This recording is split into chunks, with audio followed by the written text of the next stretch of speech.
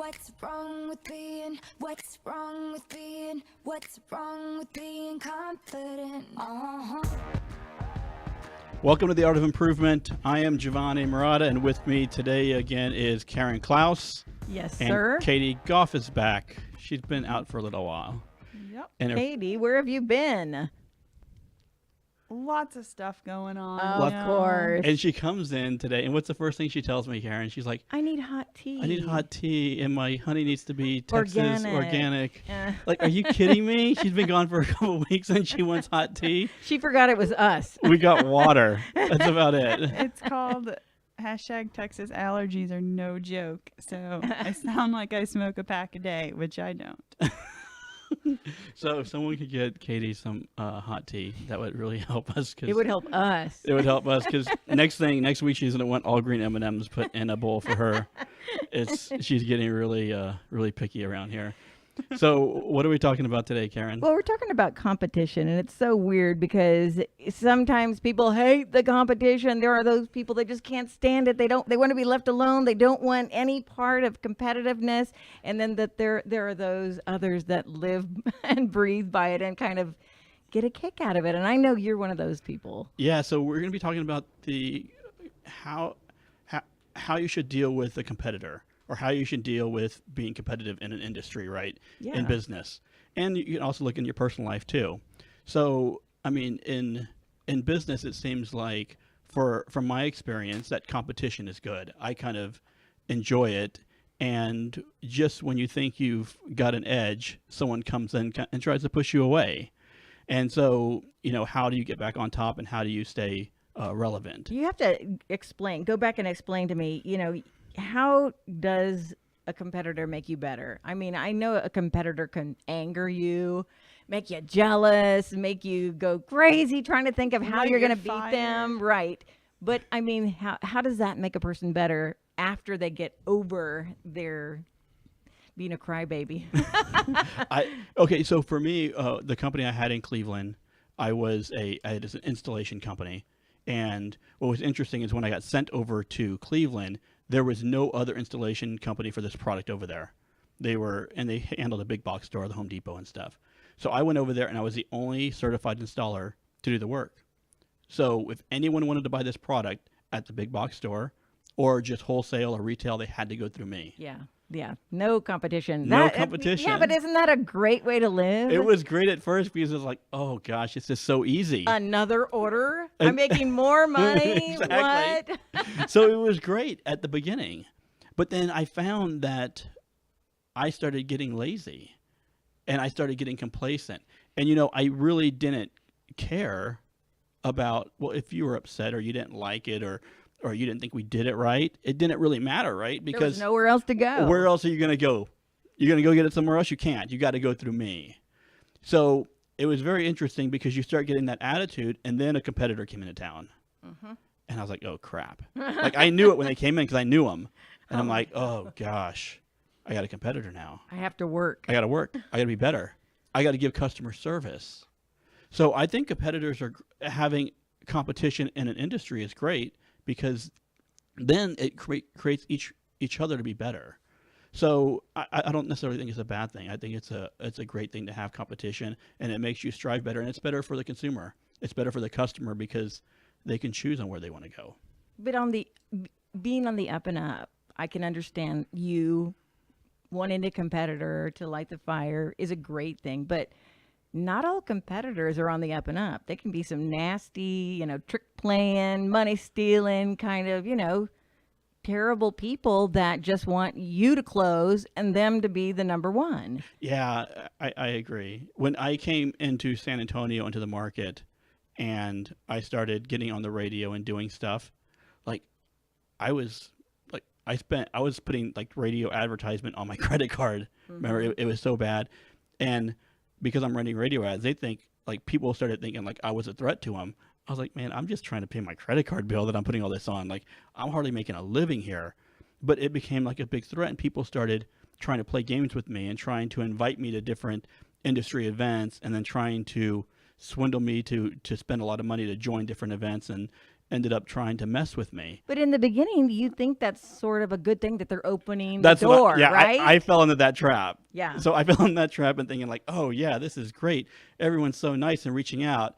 And then the knife gets in your back. And then you realize like, oh no. They weren't my friends. They weren't my friends. That's why I had a meeting. I had a meeting actually with an attorney this week, and we were going over some contract stuff, and we were talking about different organizations and stuff. But kind of my thing on organizations when I'd start a business, I'm like anti-industry organizations. I prefer to give them all the finger and say, no, I'm not playing by your rules. I'm going to make my own rules. And so I like doing that. And the same thing with competitors. Like I study a competitors when I go into an industry, like whether it's the granite shop or the kitchen designs of the windows.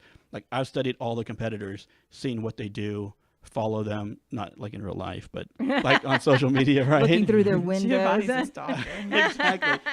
So I'll watch to see what they do and study them, and then I figure out what my strategy is and how I'm going to go about getting into the market.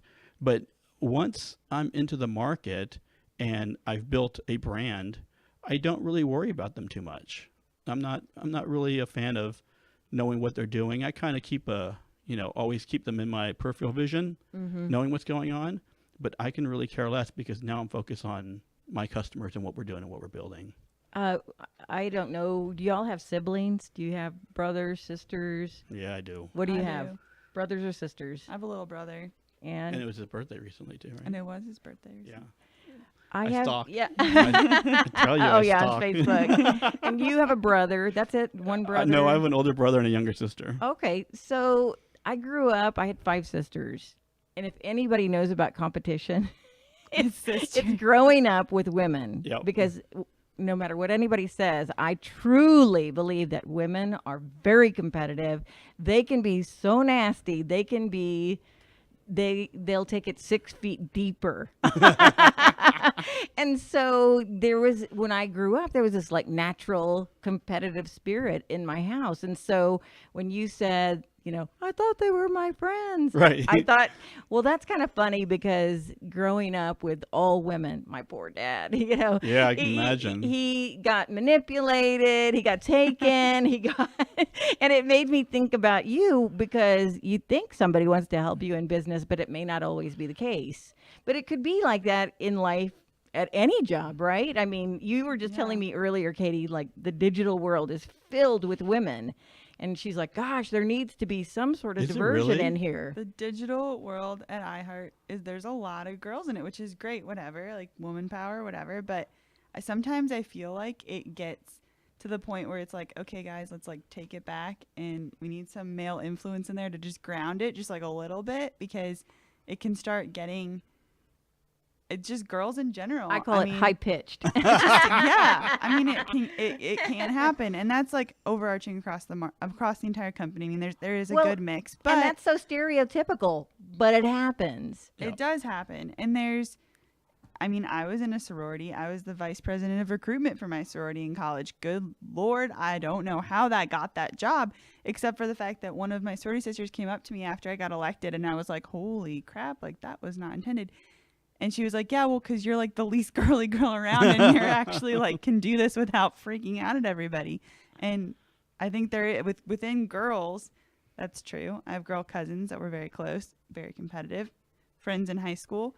I remember my one friend, like, we were both in theater and we're both wanting this one part. Well, I got the part and she didn't. Oh, good God. Like, the world ended. So I think there's competition in business. There's competition in your social life. And I hate competition. I was the kid on the soccer field that was picking dandelions with my best friend while everybody else was like trying to score a goal. So when you were the vice president of the sorority, Mm-hmm. did you make him bring you hot tea? No. You missed an opportunity. Yeah, you should have.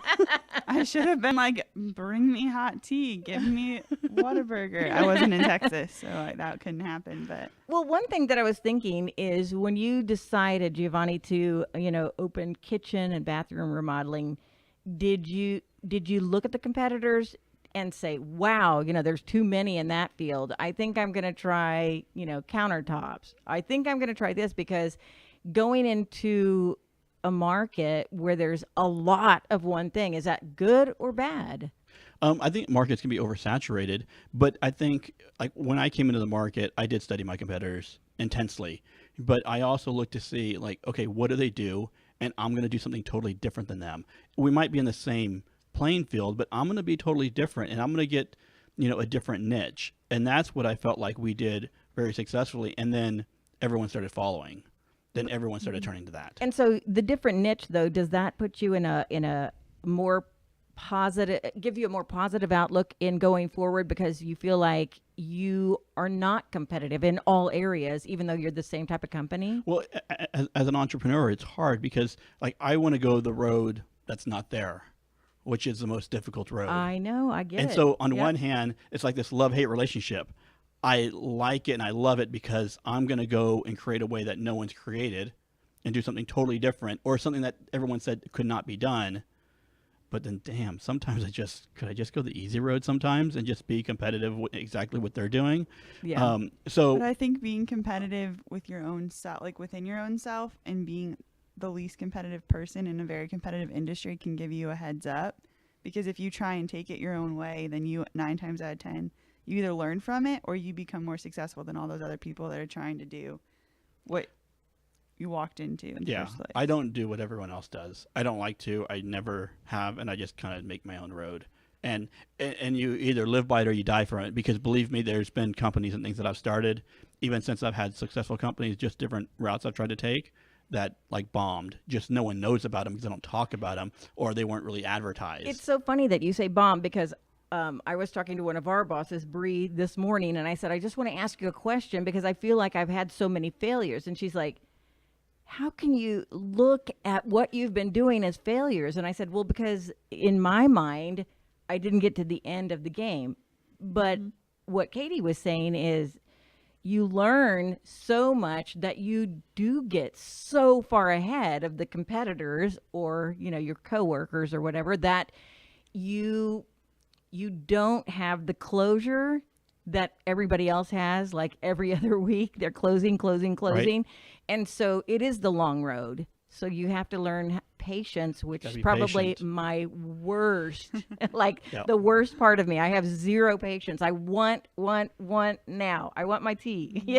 I want it now. And so Karen wanted tea too, okay? yeah, I always want the tea. But I think that's part of learning because you can't lose that part about wanting, the end. You can't ever lose that, but at the same time you have to understand what you're learning in order to go further down the road. And Yeah. you need to be careful of not being too hyper competitive with yourself. Like in college, I was a music business major in Nashville at Belmont University. I can't think of a more competitive, cutthroat Yeah, that's pretty situation tough. than what I was in, right? And I had all these people that were like, I'm going to do this and I'm going to do that. And they would only become friends with you because you knew this person or you knew that person. And like, God forbid I had any connection or posted anything to anyone on any Facebook page. And it's like a million people are like, oh my God, how do you know this person? Oh my God, can you get me a job? No, I worked my butt off and I got to where I am now. But I've had some pretty cool jobs in the past. And I never was competitive with myself or anybody else. I never cared about people becoming friends with people in my industry just to get ahead. I just met people that I genuinely liked.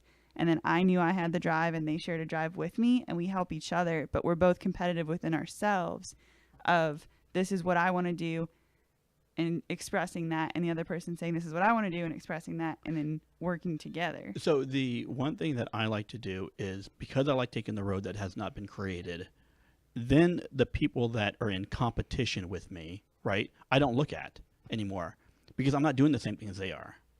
The end result might be the same, or whether it's a kitchen or it's granite or whether it's a window company, but I'm trying to go a different road, take a different route. So now I don't even care about them anymore. I study to see what they do, understand them and how they maneuver, and then now I'm going to go this way and I'm going to become better and I'm going to kind of change the industry a little bit and change how things are marketed and done in the industry.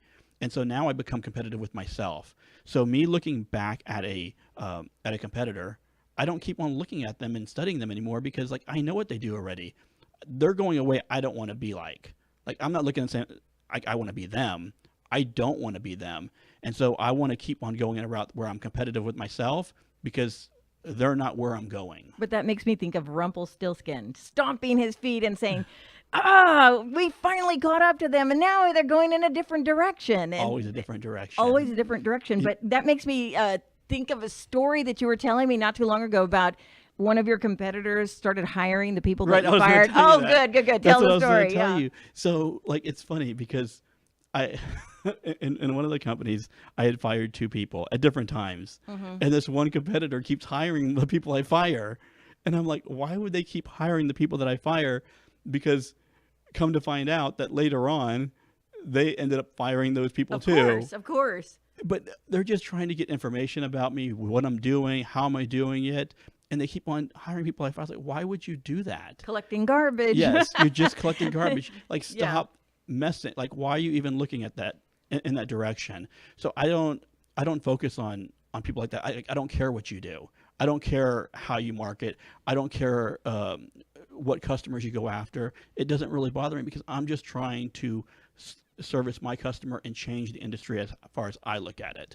So yeah, I don't think being competitive means that you're competitive where you get nasty or you get mean with the people that you're that's in your industry. When I look at being competitive, I like to be competitive against myself and say like, okay, I want to be here or I want my company to be here, and this is how I'm going to do it. And I'm competitive in myself or in my company of how I'm going to get there. So yeah, but I have had that where people like do that, or I've also had I've had people like someone calls one of my employees and saying like they want to hire them, like they called. Oh, like, they're trying to poach your they're your trying employees? to poach my employees, and Yeah. like where a lot of people would get really pissed off and mad and call them. Like I heard the voicemail, like, and I laughed. I thought, oh, that's funny. If the employees want to leave, like, then you're not creating a very good work environment for them, Right, or they're not exactly. very happy. So like if they're wanting to leave, I mean, I guess you can go, right? But I mean, there's no reason to be ticked off. I'm actually kind of flattered that you.